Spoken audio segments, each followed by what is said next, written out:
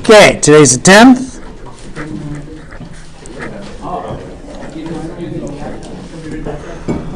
And I'll take any questions first. Any questions on anything?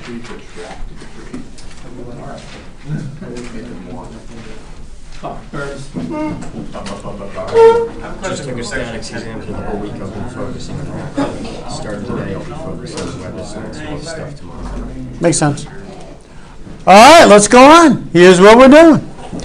Problem today is to do the following. What we're going to do is take a closed path, walk through a non-conservative vector field. Let's say our field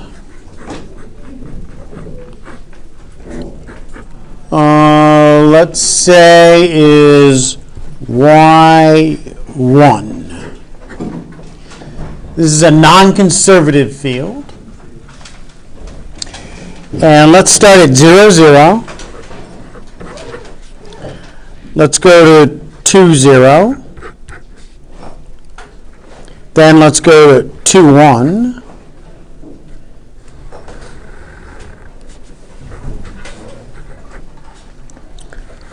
Let's head back to the y-axis at 0, 1.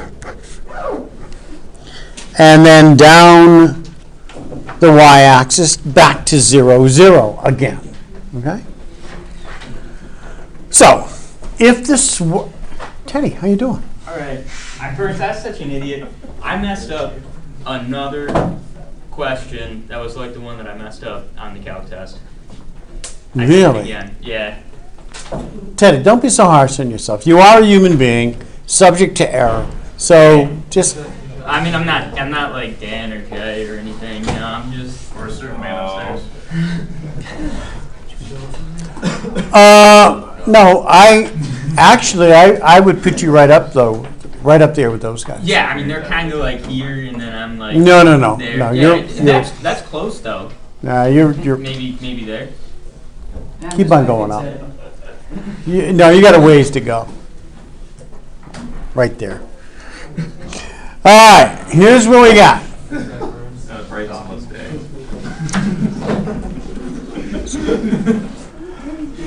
If this were a conservative vector field, there'd be no question that the work is 0. Because what we did yesterday, we found that the work done in a conservative vector field is merely the difference in potential. Conservative vector fields have a potential function to find the work done. Take the potential at the end minus the potential at the beginning to find the work done. And if you're going to end where you start, therefore, 0 work is done, okay, in a conservative vector field. But in a non-conservative vector field, it may be the case that we do have work that's not 0 in this closed path. Liam's here. Good deal. Dan, good deal. Jeez. Wow. All right. That's great. It is. Stars. True. Yeah. 2 stars out of the 28 stars in this class. You know? All righty. So here's the deal. We're going to find the work done along this rectangular path in this non-conservative vector field. And we'll see if we get 0 or not. And then, at the end of this tedious process, and this is going to take us a while to do, because to set up the paths parameters is going to take us a little while. Then I'm going to give you another way of doing this with Green's theorem. Yes? Oh, I was going to ask, is this all under the title Green's theorem? Yeah, Green's theorem deals with finding the work done around a closed path in a non-conservative vector field, which is exactly what we have here. Okay? But here's the thing, though. I want to make this path parameters such that my first path, okay, R of t, I want the t to go from 0 to 1. I want this t to go from, in my second path, I want the t to go from 1 to 2. Little glitch there. The third path, I want the t to go from 2 to 3. And the fourth path, I want t to go from 3 to 4. Okay? So this is what we should do. We're going to set up our parameterization of these paths so that t is going from 0 to 1, 1 to 2, 2 to 3, and 3 to 4. Okay? So that's going to make it a little bit difficult to set up the path parameterizations, but we can do it. Okay. To find the work done around this rectangular path in this non-conservative vector field, we're going to take the individual pieces of work around each edge of this rectangle. Let's take a look at the first work. In order to do the first work, I need a parameterization of this path as t goes from 0 to 1. So on my first parameterization, okay, can someone come up with a parameterization? I'll tell you what, I'll give you the y part, you guys do the x part. Oh, the y part is 0. Okay, my part is done, okay? Your part is to come up with a parameterization as t goes from 0 to 1. It starts at 0, ends at 2. So what should I have here? 2t. Just put t? Yes, the t's got to be in there. Could you just put t? No, t would not work from 0 to 1. If you wanted to vary this from 0 to 2, you could do it that way. After all, these things are independent of parameterizations as long as we stay in the path. But I want 0 to 1, I want 1 to 2, 2 to 3, and 3 to 4. Because there's a problem. How are you getting that 2t again? Well, the bottom line is, and we're going to see that as we go around this rectangle, is we're incrementing t by 1 unit, but the x component is increasing by 2. That's going to tell you it's going to be a 2t. Now, in the very first one, that's good enough. That does everything we need. It starts at 0, ends at 2. But the second one is not going to be quite so simple. We have to make an adjustment. And certainly in the third one, we will too. So this is the first. The first one works. Okay, I'll show you. I'll show you. This is something you should be able to do. All right, so what's the first work? First work is the integral from 0 to 1. And what do? We integrate the field, okay, in terms of t. Our field is y1. Where do you get the y? From your path. This is x, this is y. Y is 0.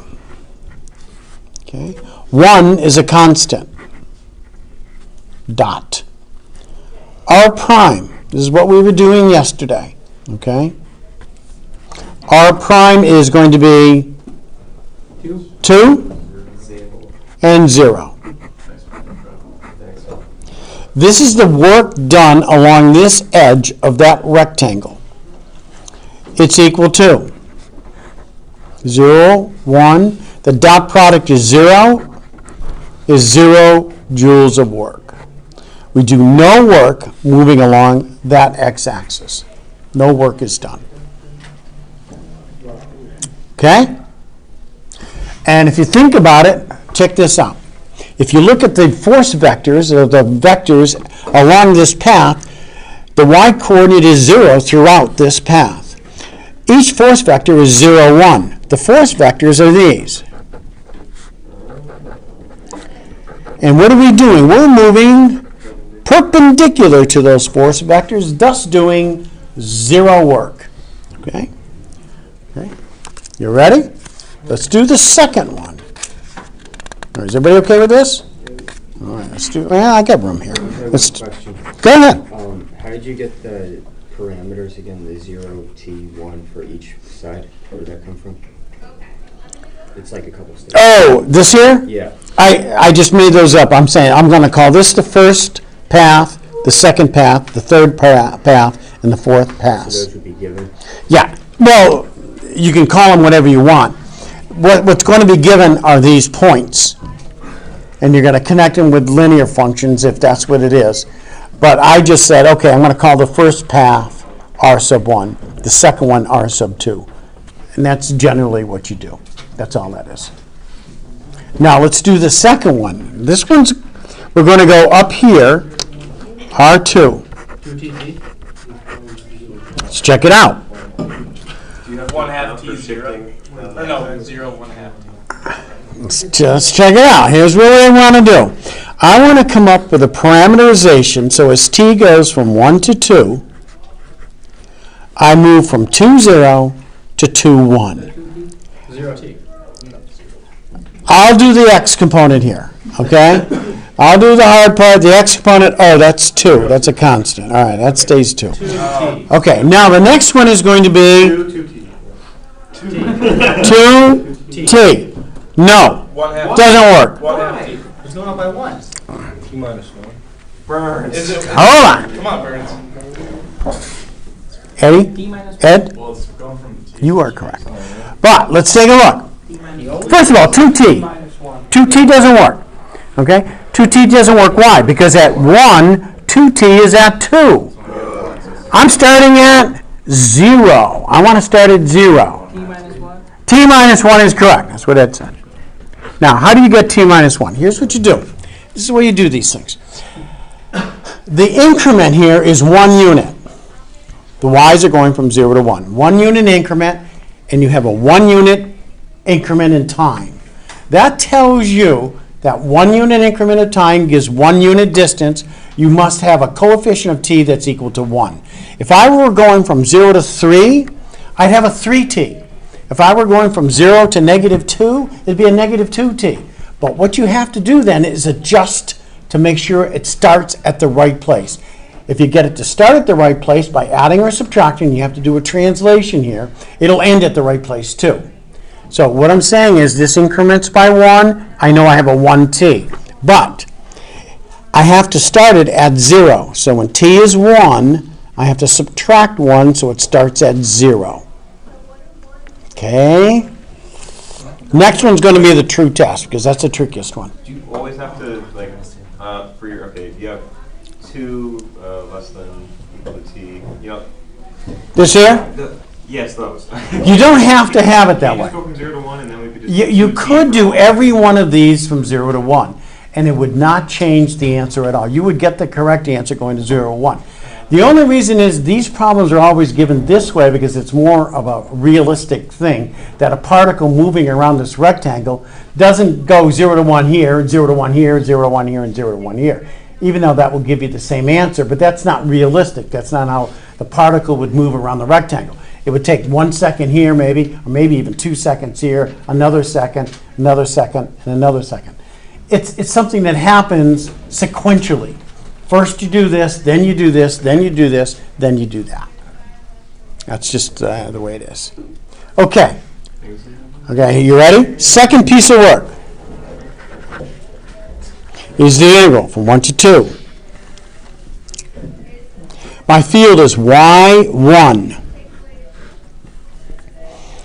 Here's x, here's y. Y is t minus 1. 1 is a constant. Okay? Dot. R prime. Okay?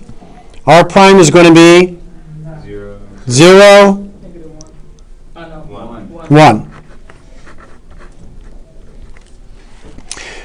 0, the work done on the second path is going to be 0, 1. You got 1. T, 2 minus 1 is 1. You have 1 joule of work. Moving up that leg of that edge of the rectangle, it takes 1 joule of work to move up that leg. Okay? Let's go across the top. Now this is the trickiest one for the path. Everybody okay with this? Yes, 1 joule. Okay, now I'm going to go across the top. I want you guys to think about it. See what you can come up with.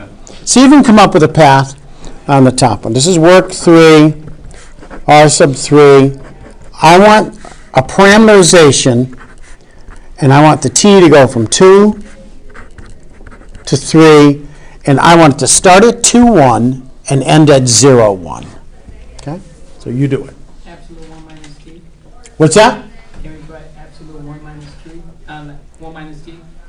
What did you say, 4, Mike? No, absolute value of 1 minus t. Absolute value. You don't want any absolute value in there. Because if you have an absolute value, you got to put that. Now, absolute values are bad news. Because they're, you know, they're continuous and all, but they're just, the derivatives don't exist at the cusp point there. Now, you just don't want any absolute values. You don't need absolute values. Negative 2t plus 3 comma 1.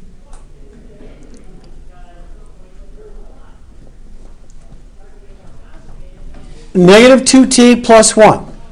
Is that what you said? Plus 3. Oh, plus 3. Negative 2t plus 3. Is that Negative 2t plus 3. No, I thought. No, that doesn't quite work. 2 minus 2t. 2 minus 2t. 2 minus 2t. Hold on. Why is it taking me so long just to figure out that this is not right? No, that's not right either.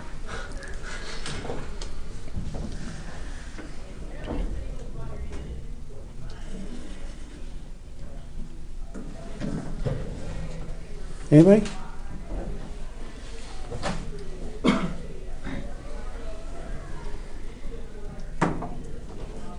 Negative 2 plus t. No! That one I knew was wrong. Negative 2t plus 6. That's it. Negative 2t plus 6. Let's do it. Good job, Dan. Here's what you got to do. Okay. We're going from here to here. The increment of time is 1 second, from t equals 2 to t equals 3. The x-coordinate is decreasing by 2 as we go from 2 to 0. That tells me that the coefficient of t is negative 2. Because with a 1 increase of time, the x-coordinate is going to decrease by 2. So I know I need a negative 2t. But the thing is, I have to make an adjustment to start at the right place. When t is 2, I want my position to be 2. But if I have a negative 2t, when t is 2, I've got a negative 4. I'm going to have to add 6 to that to make it start at 2. That's what I need. And the y is 1. That's a constant 1. All right, does that make some sense? Okay? All right. Here we go. Let's do the third piece of work across the top of this rectangle. It's equal to the integral from 2 to 3. My field is y1. Okay, y1 dot r prime of t, negative 2, 0. Their work done, 2 to 3. I have negative 2 dt. I have negative 2t from 2 to 3. Negative 6 minus a negative 4. I have a negative 2 joules of work going across the top of that rectangular path. Okay? Now, here's what I want you guys to do. I want you to do the amount of work coming down the y-axis. You guys do it.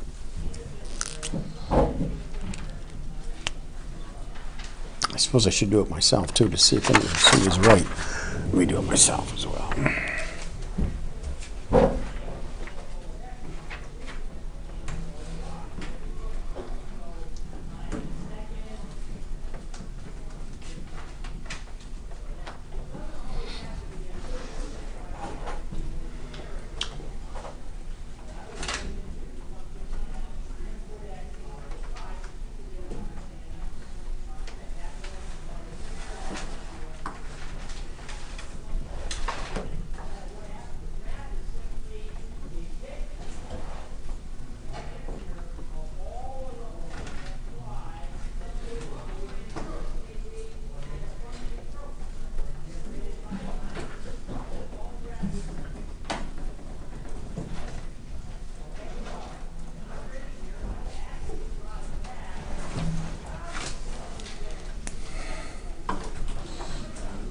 What'd you get?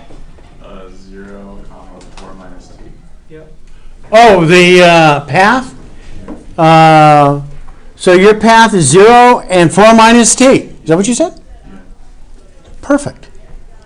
Now find the work done. Very nice.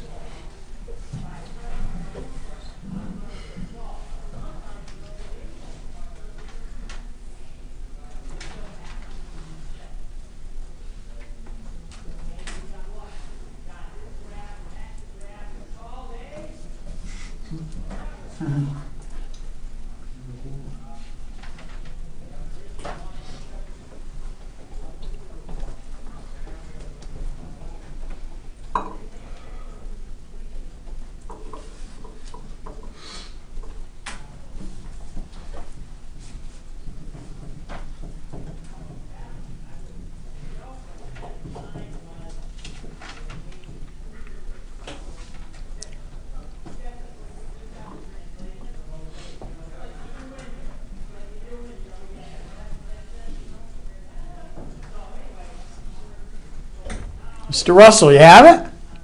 Oh, no? Shoot. I thought you had it. Janice has it? -1. -1. And we have agreement. Yes, we do. Very nice. Nicely done. -1 joules of work coming down the other side. Okay, let's do it. It should be the opposite of the other side. You know what? That's exactly right. That's exactly what I was thinking. As you come up this side of the rectangle, you had 1 joule of work. You're coming down this side, and given our force field is y, okay, going in the opposite direction, we're going to do the opposite amount of work, given that. That's true. Where the y coordinates are the same, but we're going in the opposite direction. Good call. So let's do it. W4. R sub 4 of t. What Dylan said was 0, 4 minus t. Let's talk about this. Let's make sure we're okay here. I'm confused about, like, What's that? so the bottom part is going to take 0 joules of work to go across the x-axis. Yeah. You're above it, it takes -0 joules to go that way. Yeah, we're going in the opposite direction. The x is perpendicular to the force. Yeah, along the x-axis, we got 0 work because they're all perpendicular to it. But when we go across, Yeah. On the top okay, wait a second. On the top it's perpendicular. Yeah. Wait a second. No, they're not perpendicular. Because the y's are not 0, because the y's are not 0, the y's are 1, right, across the top? So the vector field is 1, 1, slanted this way, Oh, which is at not that point. this At way. that point. What's that? At those points. At every point along the top, here, watch this. What do we get for force field across the top? At 2, 1, we've got the vector 1, 1. Let's move this way. Let's move somewhere down here. As we move down here, it doesn't matter what the x-coordinate is. The fact of the matter is the y-coordinate is 1. So we get the vector 1, 1 again. All the way across the top of this, all our force vectors are like this. Every one of them. So we do have work. We have negative work. We're going against those force vectors. Okay? Remember, the way we've got this defined, the work done is in the direction of motion. The force has to be in the direction of motion. We're going in that opposite direction, so we're going to have negative work in that opposite direction. And that is what we have. These are not perpendicular anymore because of the y-coordinate.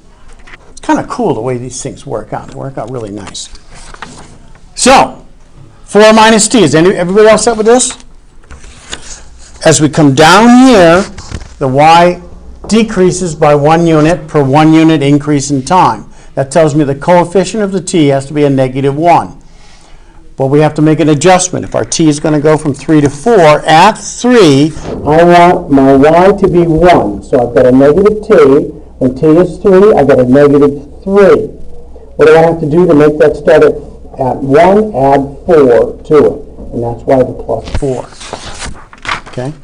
4 minus t, or a negative t plus 4. Is everybody okay on that?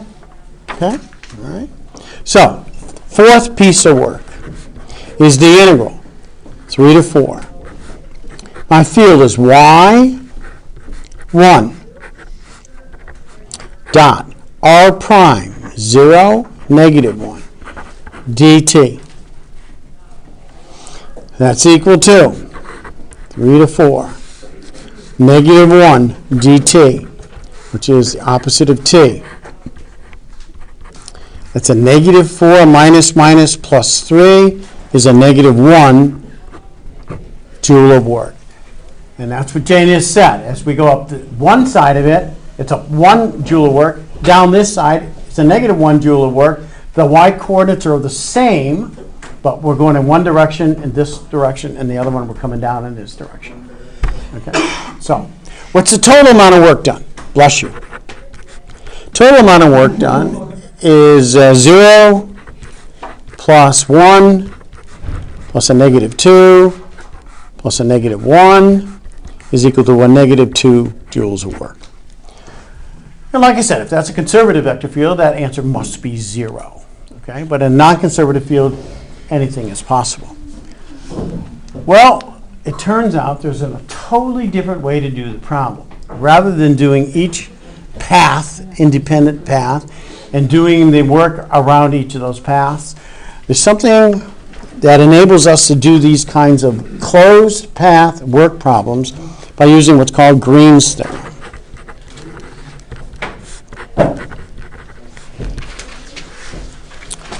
And Green's theorem says this: given a simple closed path, and simple means the path does not intersect itself, we don't have figure eights, we don't have knots, this is a simple closed path, like what we have here.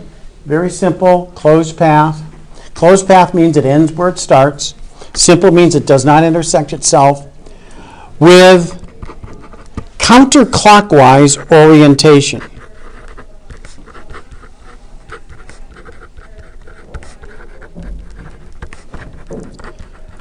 If it's not counterclockwise, if it's clockwise orientation around the path, half the time you'll get the right answer and half the time you get the opposite of the right answer. So as long as it has a counterclockwise orientation, you'll always get the right answer. I know, I know it. Yes, simple closed path with counterclockwise orientation. Then,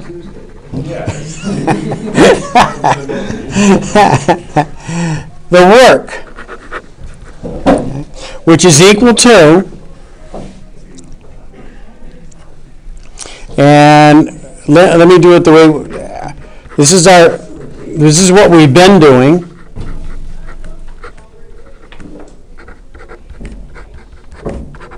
That work is equal to the double integral, okay, of partial of n with respect to x minus partial of m with respect to y dy dx. In other words, what we can do is take the double integral of that closed path, okay, of the difference in the partial derivatives. Now, what happens if the partial derivatives here are equal? Then what do we get for an answer? 0. And is that reasonable that we get 0 then? Yes, it is reasonable, because if these two are equal, it means we have a conservative vector field and the work is 0. Okay? Let's apply this theorem to the problem we just did. Here's what we have. Oh, sorry, Teddy.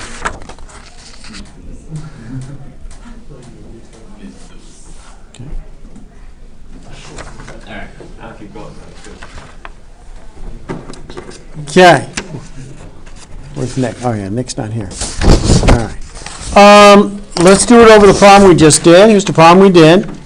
So the work, here's the problem we did. The work with Green's theorem is the double integral. This is m, this is n. The partial of n with respect to x is 0, minus the partial of m with respect to y is 1, dy dx. Now, what are my y limits here? Where am I going for y's? 0 to 1, And where am I going for x's? 0 to 2. That double integral should replace this problem that we just did, this whole problem here. So let's do it. We get 0 to 2, 0 to 1, negative 1 dy dx is equal to. The integral of negative 1 dy is a negative y.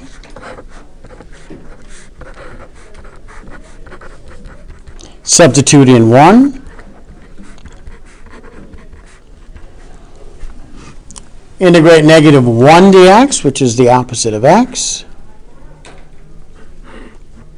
from 0 to 2. Substitute in 2. We get negative 2. Substitute in 0. We get negative 2 joules of work. Done. Okay. So that double integral replaces that whole process of finding the individual, the work along. I know, it's amazing. It's amazing. It's cool stuff. All right, you guys ready to do one? All right, Dan, you don't like it. What's that? I said only counterclockwise, though. How is it only right half the time? Wait, what is this? It's like we're in a lab and it's like a very specific problem. Oh man, there's like this rectangle I gotta solve for work. Well, this works not only for rectangles, though, but you can have elliptical paths, circular paths, any closed path, it works. But it has to be counterclockwise. And I've seen one where if it's clockwise and you do the problem with one force field, it gives you this positive answer that may be equal to the right answer, but it may be opposite the right answer. It's either a plus or minus kind of a thing that happens there with the clockwise orientation. And but My must be a way to, like, question generalize is, it. couldn't you change the coordinate system to just make it clockwise? whoa, change the coordinate system and make it Or clockwise. counterclockwise? Sounds kind of crazy. Ooh, sounds kind of crazy, yeah.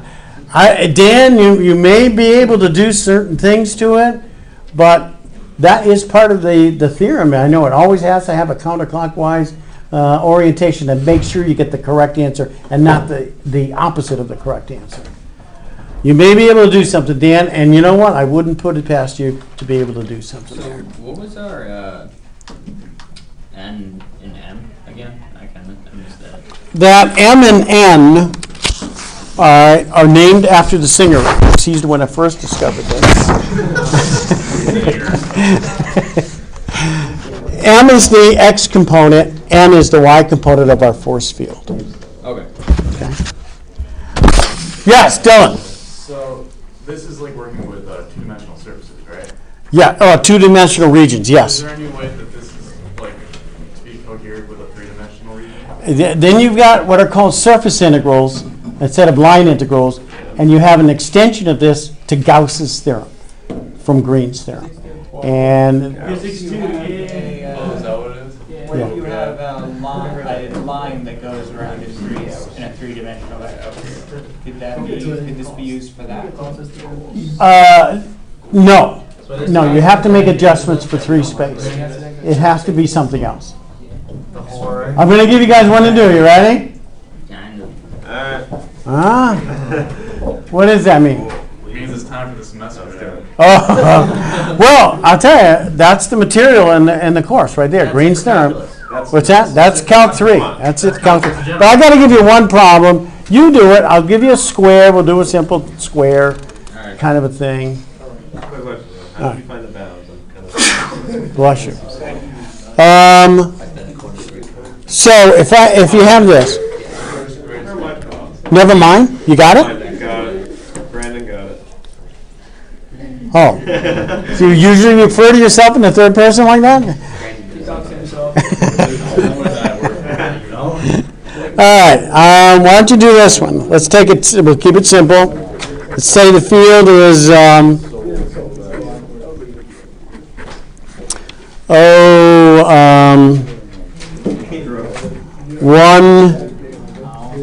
2x. Wait, does it have to be conservative or not conservative? Not conservative? I'm going to have to give you a non-conservative. If I give you a conservative field, the answer is 0. Now, you got to be careful on this final exam. It's possible you got a conservative field or something. That's possible. Zero. Yeah, the answer is 0. But I may have to change it now. All right. Okay, we're going to go around the square. Okay. And this is our field, and it is non-conservative vector field. I want you to find the work done 2 different ways. One way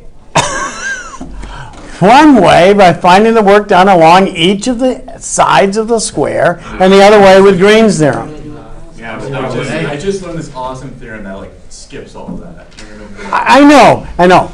The test on this chapter, your test on Tuesday, this is exactly what happens. I'm going to give you this, but I'm going to ask for the work done along each individual edge. I have to do it. I got to do it. I have to do it. I do. Go ahead. You guys do it. Go ahead. And then we're going to be done. As soon as we have a student come up and do this, the 4 edges, and do the Green's theorem. Why don't we just do one of them? And we'll like go on the honor system. Well, I would agree with that if... Kind of like Toby in his take-home test. Honor system. Is that right? All right. I would agree with that, but if all these works were the same, but they're not going to be the same. Although these are going to be opposite to each other, right? And we're gonna have the time intervals like go 0 to 1, 1 to 2. Yeah, you really should do that. You should know. You should be able to set that up. This time, yeah, that time interval is 0 to 1. This goes from 1 to 2. You should be able to make that adjustment in the parameterization. 2 to 3 and 3 to 4. Is that like always the case then? It's not always the case. But for rectangles. For these kinds of objects, it is the usual thing to have sequential time limits, yes.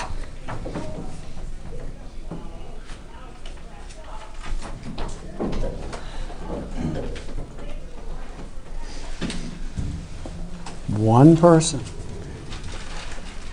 Come up and do it. What's that? Will the first one just be T for X? You bet. Absolutely. Does the person have to write it up there, or do they just have to show their work? Oh, just plop the work down there? Yeah, that would work, actually. Don't tell me you got it all done. You got it all done? Oh, I got the Green's theory done. You got what? Got the Green's one. Oh, the Green's one done. Yeah, that's the easy part. Yeah. Yeah, Dan, that's a good point. Yeah, plop your work down on here and we'll go through it. Yeah, that's okay. We can do that. I was just going to do Green's theorem myself, just to make sure that...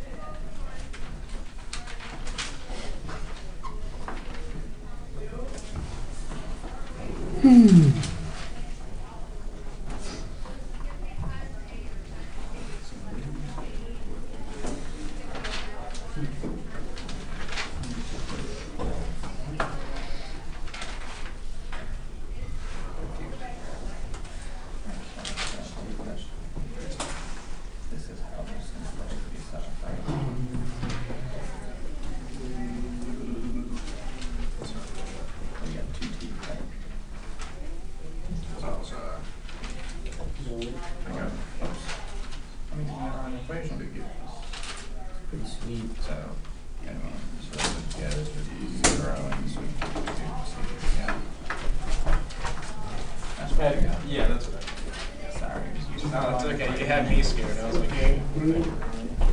You know, this is the first time I'm setting up this NFL, so.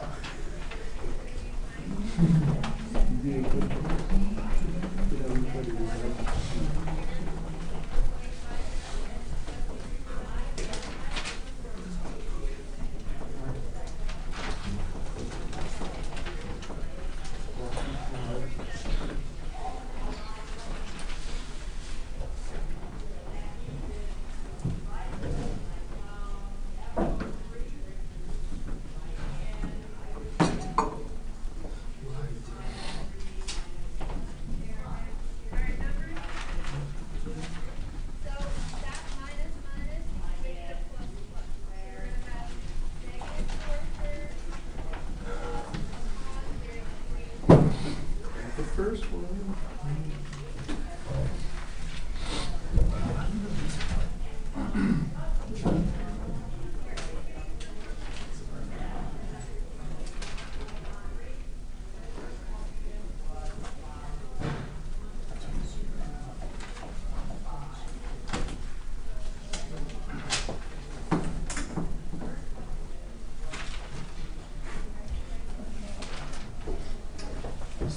All right, these take a while.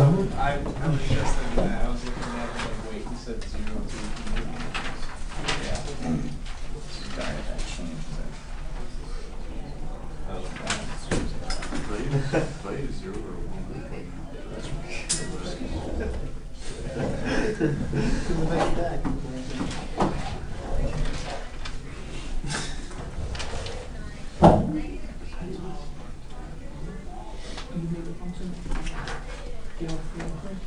And that one should be.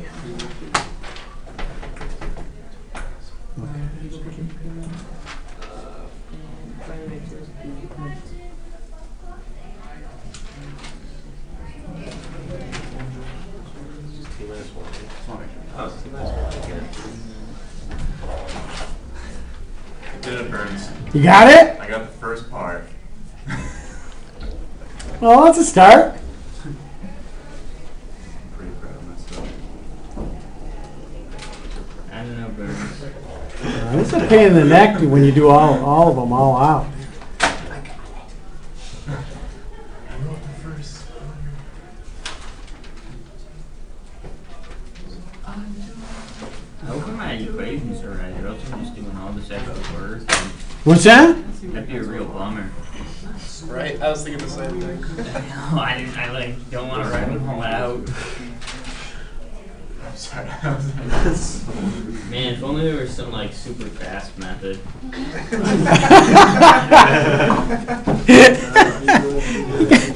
I'll tell you. So,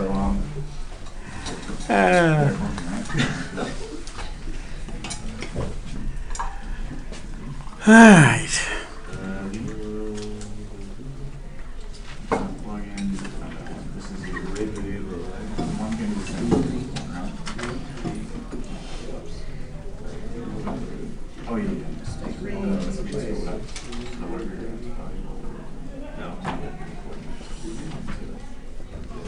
And the second part. R2. Oh, there was Charlie wrong. Oh, yeah, me too. You get both figured out. Yes, exactly. You know, actually, if you think about it, you only have to do two sides of the rectangle. Because two other sides are known. Yeah, one's the opposite and one's going to be 0. For this one? The first one's not 0. The fourth one is 0. Yeah, The fourth one has to be 0 because the force field, the vector field, is 1, 2, x. I got nothing. Wow. What? Eric's got it. Good job. Let's, If you can read Oh let's, my God, that is beautiful. let's take a look. The Green's theorem's up in that. All right, here we go. The first part up here is Green's theorem. 0 to 1, 0 to 1, the limits of integration, clearly. Okay? Partial of n with respect to x is 2. Partial of m with respect to y is 0. So he's got the double integral of 2 dy dx. The integral of 2 dy is 2y. And that's going from 0 to 1. So that's a 2. and now you're integrating that with respect to x to get 2x from 0 to 1. You get 2 joules of work. So that'll be the work going around the square, 2 joules of work. Now we're going to verify that by taking the work around each edge of this square. The first piece of work is the first path, t0. Okay? So first, the work done along this path right here is the integral, okay, 0 to 1.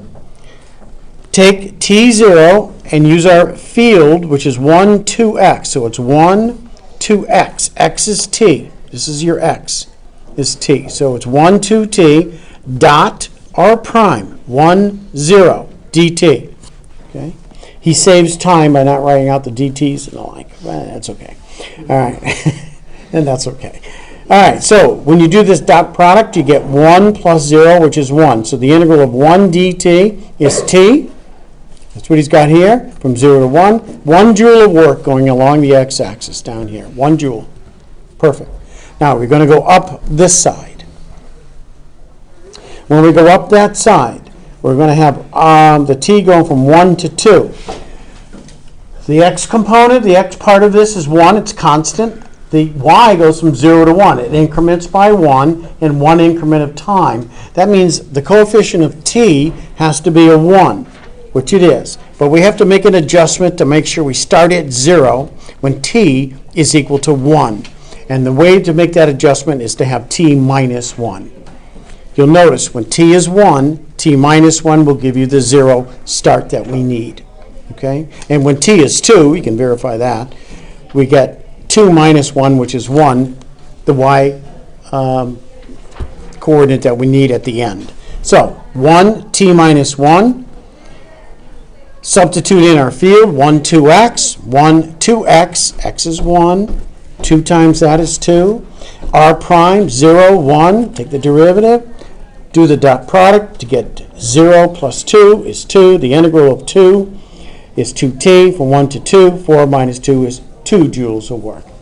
And what I'm telling you is that knowing that those two alone, you can do the other two automatically. If you take this one coming back this way, okay, from this one here, the x coordinates are all the same, but you're going in the opposite direction. Okay? This is going to be the opposite amount of work that you had in the first one going this way. Because it's only the x's that matter here as far as the coordinates. The y's don't matter at all. So you should get the opposite. Well, he did it out anyways.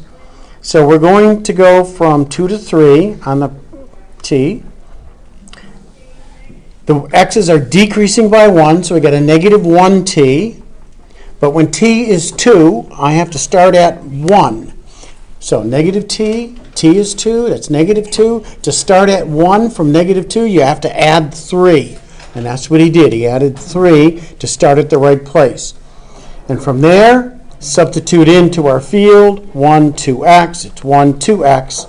This is your x. 1 and 2 times that is negative 2t plus 6. Do the dot product, negative 1, 0. You get negative 1, negative x. And you get negative 3 minus a minus negative 2 right here. And negative 1 joule of work. The opposite of what we did in the first one.